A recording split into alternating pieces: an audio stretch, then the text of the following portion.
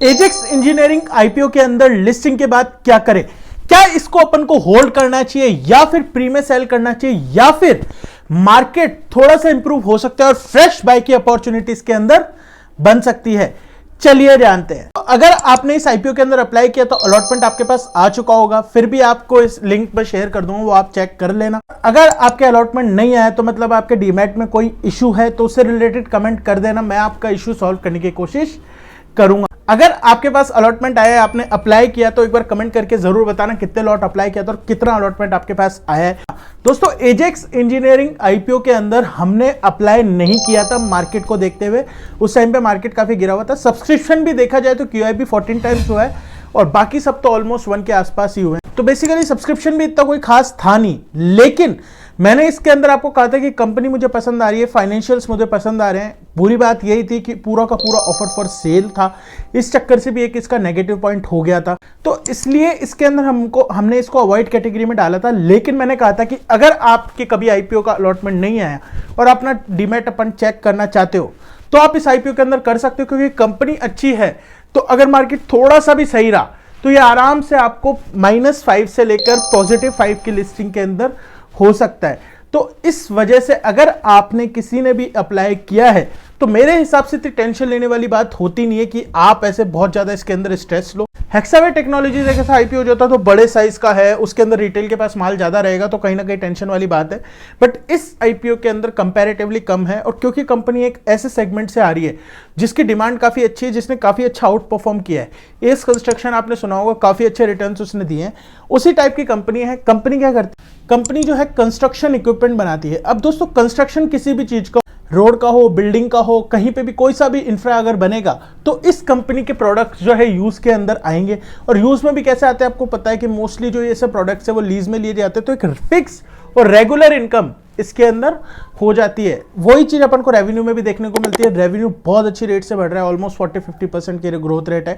वहीं पे profit after tax भी ऑलमोस्ट 80-90% की ग्रोथ रेट से बढ़ रहा है। पी रेशियो जिस पे कंपनी आना चाह रही थी वो थी 35 के आसपास का, जो कि काफी रीजनेबल हो जाता है। आरओसी और आरओई, रिटर्न ऑन कैपिटल और रिटर्न ऑन इक्विटी, दोनों ही 25% से ऊपर है, जो कि एक पॉजिटिव मैट्रिक्स हो जाता है। सबको देखते हुए कंपनी काफी अच्छी थी। मेरा नहीं अप्लाई करने का केवल एक ही लॉजिक था, मार्केट। क्योंकि मार्केट अगर बहुत अच्छा होता, जैसे मैं कहूं 6 महीने पहले का मार्केट होता, तो ये कंपनी आपको आराम से 40 से 50% के लिस्टिंग गेन्स भी दिखा सकती थी। बट ऑब्वियसली मार्केट ऐसा है तो अपन कुछ कर नहीं सकते। अब बात यह आ जाती है कि अपन को करना क्या चाहिए। तो दोस्तों, मैं बता दूंगा आपको इस वीडियो के अंदर, लेकिन मेरी बात प्लीज सुन लो। अगर आपने ये आईपीओ लगाया है, मैं आपको लिस्टिंग स्ट्रेटेजी बना रहा हूं। 17 तारीख को ये लिस्ट होगा, आज 13 तारीख है, तो 4 दिन के गैप के अंदर किस तरीके का मार्केट रहेगा, किस तरीके का क्या होगा, कुछ भी चेंजेस आएगा। मार्केट इज वेरी डायनामिक, वो मैं व्हाट्सएप और टेलीग्राम पे अपडेट कर दूंगा। Plus live listing strategy, basically 9:30 से 9:45 के बीच में एग्जैक्टली क्या करना है।